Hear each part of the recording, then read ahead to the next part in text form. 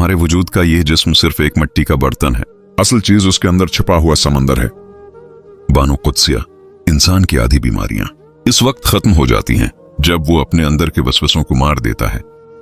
नफ्सियात इंसान की बाज पोशीदा रोजमर्रा आदात दरअसल उसके लाशूर के खौफ की अक्कासी करती हैं।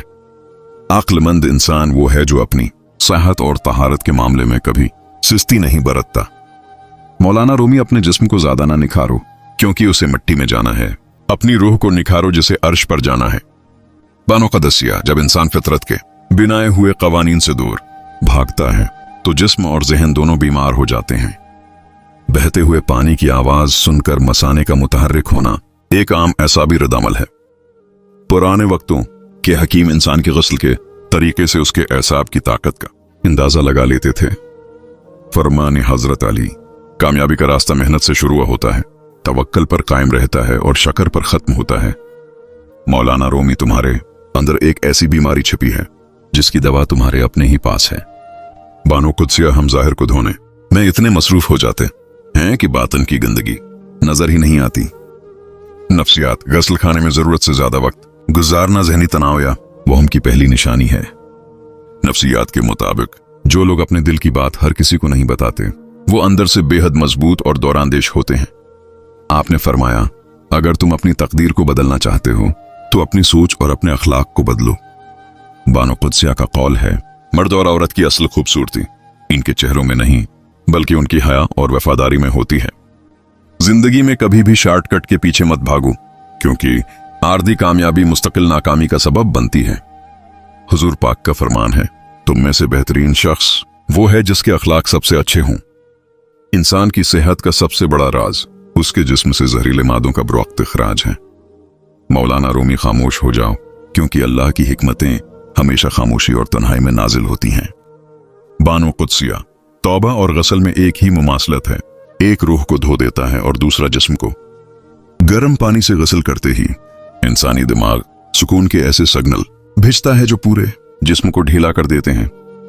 मोहब्बत में सबसे खूबसूरत लम्हा वो होता है जब सामने वाला आपके कहे बगैर आपकी बात समझ जाए। रूमी ने सच कहा था, तुम्हारा काम मोहब्बत को ढूंढना नहीं बल्कि अपने अंदर की उन रुकावटों को तलाश करना है जो तुमने मोहब्बत के खिलाफ खड़ी कर रखी हैं। किसी को दिल से चाहना एक एहसास है और किसी के दिल में जगह बना लेना एक नामत है। मोहब्बत का मतलब सिर्फ साथ रहना नहीं बल्कि एक दूसरे की खुशी और सुकून का सबब बनना है।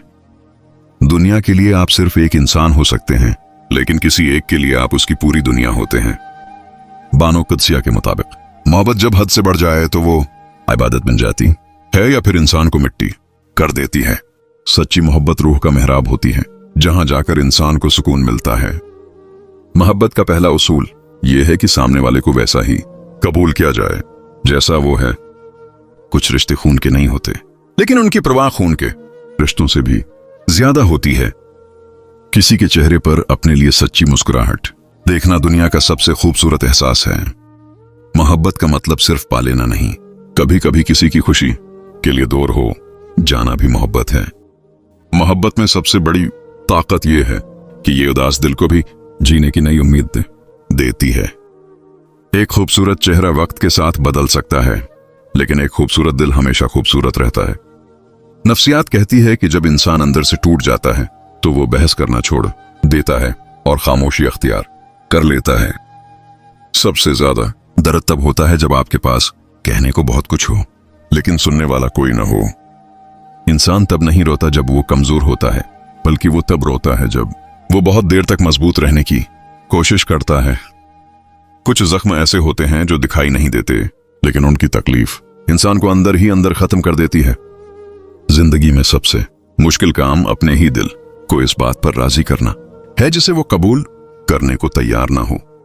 नहाते वक्त पेशाब का आना हर किसी की किस्मत में नहीं होता, तो आपको बताते चलें कि शरीयत, कुरान या हदीस में उसका ताल्लुक किसी इक़्समत, अच्छे नसीब या लिख से बिल्कुल नहीं है। ये महज एक जिस्मानी और एसाबी रद्दअमल है, लेकिन इस्लाम चूंकि पाकीज़गी का दीन है इसलिए गस्ल खाने के आदाब के हवाले से वाज़ेह अहकामात मौजूद हैं।